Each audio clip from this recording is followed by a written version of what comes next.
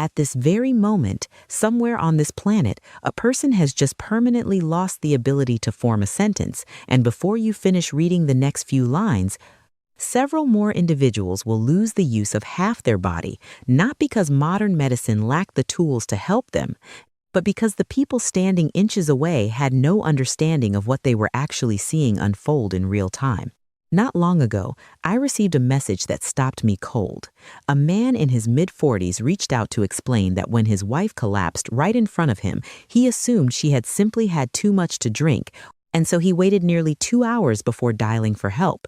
And because of those 2 hours, she will spend every remaining day of her life unable to walk independently, because when it concerns the human brain, there exists a window of approximately 3 hours to intervene before the neurological damage calcifies into something permanent, irreversible, and completely beyond the reach of any treatment on Earth.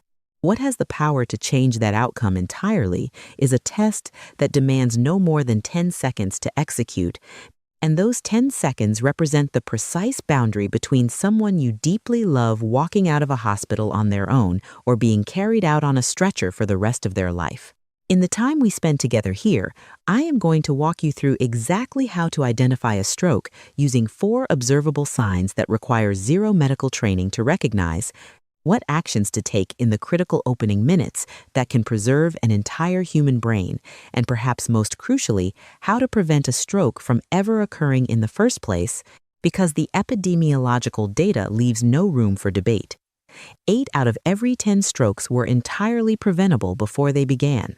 If being able to speak tomorrow, move your hands tomorrow, and look into the faces of the people you love tomorrow matters to you in any way, stay with me, because what I am about to share with you may genuinely be the most consequential information you have ever encountered.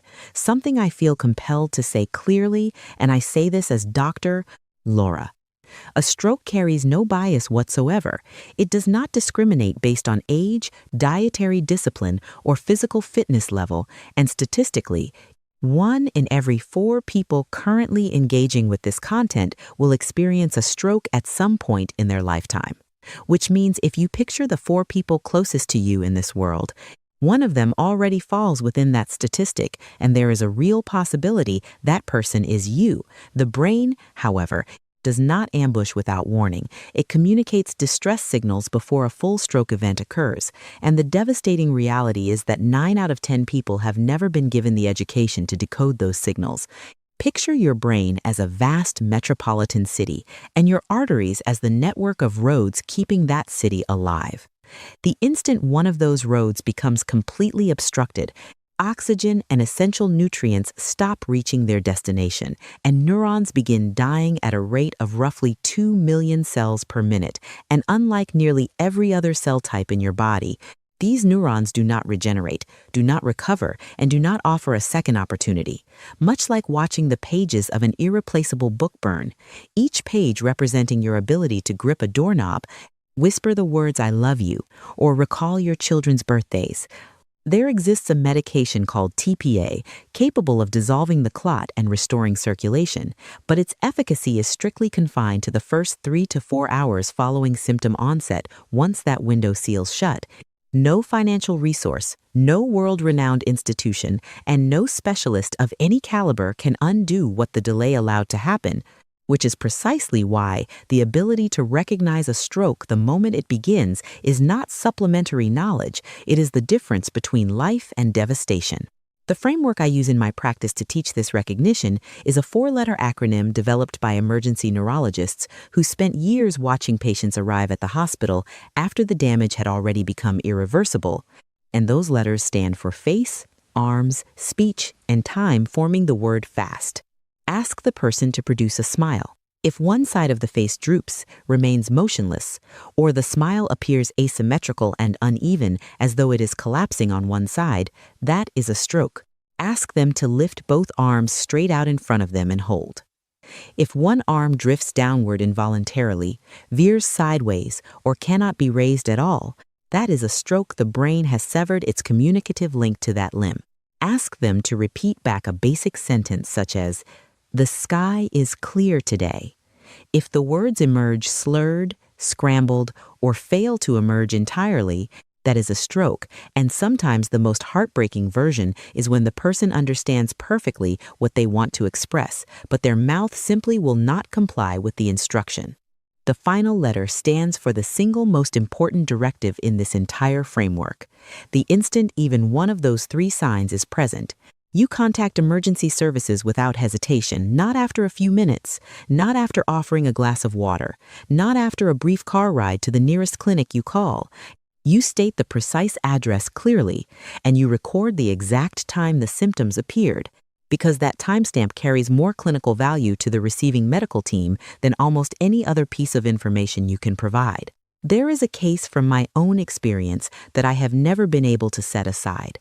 A 5'2" structural engineer, I will refer to him as Mark, a physically active man who ran multiple times per week, was sitting across from his 9-year-old daughter over a quiet Saturday morning coffee when he suddenly let his cup slip from his hand. She nearly dismissed it with a laugh, but something in the quality of his expression made her stop. She remembered a video she had watched a few weeks prior and instinctively applied the fast evaluation. One side of his smile was absent, his right arm descended immediately when he attempted to hold it up, and when she asked him to echo a simple phrase back to her, the words simply would not form. She contacted emergency services without delay, communicated the address with precision, and noted the time on her phone, 9:47 inches the morning. The ambulance reached them in 6 minutes. The neurology team was already assembled and waiting at the entrance, and TPA was administered at 10:31 a.m. A total of 44 minutes from the first observable symptom to active treatment. 8 months on, Mark has achieved a 98% neurological recovery. He walks without assistance, has returned to his profession, and lives a full life. His attending neurologist told his daughter directly, "Had you waited 30 minutes more, your father would have faced permanent right side paralysis. Your knowledge and your speed saved him." She wrote to me through tears, "I have no medical degree. I simply held on to 4 letters and it brought my father back." Please make certain everyone learns this. Beyond the core FAST framework, there exists a set of additional warning signs that people routinely dismiss as ordinary discomfort, and that dismissal carries a catastrophic price. A sudden thunderclap headache, the most severe headache of your entire life, detonating within seconds as though something has ruptured inside your skull, can indicate a hemorrhagic stroke in which a cerebral artery has burst and is actively bleeding into surrounding tissue, and that constitutes a neurological emergency of the highest order. A sudden unexplained loss of vision in one eye, rapidly blurring sight, or double vision with no prior history can signal that a stroke is compromising the optic pathway or the visual processing centers of the brain. Severe, incapacitating dizziness paired with a complete inability to maintain balance, not mild lightheadedness, but a violent rotational sensation that makes standing impossible points toward a stroke occurring in the cerebellum, the structure governing coordination and spatial orientation. A sudden, profound state of confusion in which a person cannot identify their surroundings, determine the day or year, or even recognize the faces of immediate family members can be mistakenly attributed to a psychiatric episode or early dementia. But if this state materialized over minutes rather than developing gradually across months, it must be treated as a stroke until thorough clinical evidence demonstrates otherwise. Sudden numbness, or an intense wave of tingling propagating down one entire side of the body, an abrupt inability to swallow one's own saliva, and intense nausea with vomiting that carries no digestive explanation, particularly when accompanied by any other item on this list, are all clinical red flags that demand immediate emergency response. Now, I want to address what I believe to be the single most dangerous misconception in stroke awareness, one that I am convinced costs more lives than almost any other factor. Sometimes, these symptoms appear fully formed and then disappear on their own. Within a few minutes, the arm regains function, the speech clears, the vision normalizes, and the person concludes that because it passed, it was not serious. That conclusion is potentially fatal. What just occurred is called a transient ischemic attack, or TIA, sometimes referred to as a mini stroke, and it represents your brain issuing its most desperate distress signal. Something is critically and urgently wrong within the cerebrovascular system, and without immediate medical intervention, the next episode will not resolve, it will be permanent. 40% of individuals who experience a TIA and choose to ignore it will go on to suffer a full, irreversible stroke within the following 3 months. I treated a patient and my records as Dr. Laura carry cases like this one that stay with me, a 6-8-year-old retired man I will call Robert, who was seated watching television one evening when his right arm abruptly ceased responding for approximately 5 minutes before function returned entirely. He said nothing to anyone. He reasoned that because the episode had passed, it could not have been significant. 15 days later, he sustained a massive stroke that permanently paralyzed his right arm and caused severe, lasting damage to his capacity for speech. He wrote to me from his rehabilitation ward. I ignored what my body was telling me. I assumed that because the symptom disappeared, it held no importance. That assumption cost me my independence permanently. Please tell the people listening to you, if even a single symptom fades on its own, go to the emergency room at once. Do not wait. Do not rationalize. Do not sleep it off. If you or anyone in your immediate environment experiences any stroke symptom at all, including one that fully resolves within minutes, the correct action is to go to emergency services immediately, without waiting until morning and without minimizing what you witnessed. Here is the precise protocol to execute if you witness a stroke occurring. In the first 60 seconds, apply fast face, arms, speech, and the moment even a single component is positive. Call emergency services immediately and communicate clearly. I believe this person is experiencing a stroke. Symptoms began approximately X minutes ago, and our location is. Lock the time into your phone the instant you recognize the first sign. While waiting for the ambulance, position the person lying down with their head gently elevated between 15 and 30 degrees, neither completely flat nor fully upright. Release any clothing creating compression around the neck, chest, or midsection. Should they vomit, rotate them onto their side into the recovery position to prevent aspiration. Speak to them with calm, steady reassurance. Help is already on the way. You are going to be all right. Just keep breathing. Do not offer water, food, or any form of medication, not even aspirin, which carries a real risk of dramatically worsening a hemorrhagic stroke. Do not drive them to the hospital yourself under any circumstances. You will sacrifice irreplaceable minutes, and effective intervention ideally begins before the patient even arrives at the facility. Now, I want to turn to prevention, because this is where I believe the most profound power truly resides. 80% of strokes should never be permitted to happen. Uncontrolled high blood pressure accounts for half of all strokes worldwide. Think of your arteries as a garden hose under relentless, excessive pressure until the material fatigues, ruptures, or clogs beyond recovery. Optimal blood pressure sits below 120/80, and achieving it involves reducing daily sodium intake substantially, consuming potassium-dense foods including bananas, avocados, and leafy greens, committing to 30 minutes of walking daily, maintaining a healthy body weight, prioritizing 7 to 8 hours of quality sleep each night, and adhering strictly to any antihypertensive medication your physician has prescribed, never discontinuing it because you feel well, because hypertension generates no pain, no signal, no sensation, and that silence is precisely what grants it such lethal effectiveness.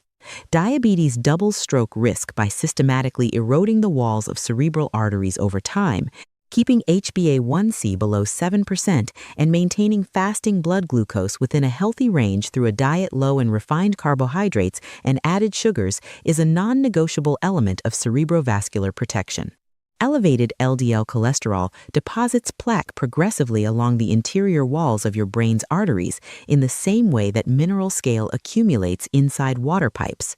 Incorporating fatty fish into your diet twice weekly, substituting trans fats with olive oil, walnuts, and almonds, and using statins when your physician determines they are appropriate can meaningfully slow and in some cases reverse that accumulation. Smoking triples stroke risk. Every cigarette actively damages arterial walls, accelerates clot formation, and elevates blood pressure, but within 2 years of cessation, risk drops by 50%, and within 5 years, it approaches the baseline risk of someone who never smoked at all. I had a patient, a 65-year-old woman I will refer to as Therese, who came to see me presenting with blood pressure of 165/98, an HbA1c of 8.9%, total cholesterol of 2.8, a consumption habit of a pack and a half of cigarettes daily, and a BMI of 32.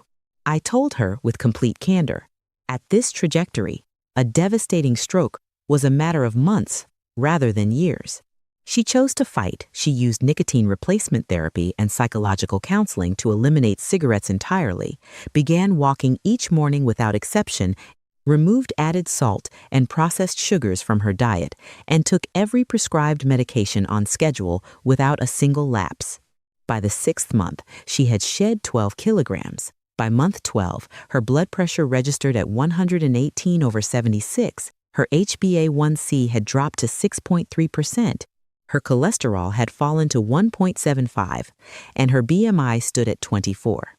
When I reviewed her complete cardiovascular risk assessment, her 10-year stroke probability had plummeted from 45% down to just 8%.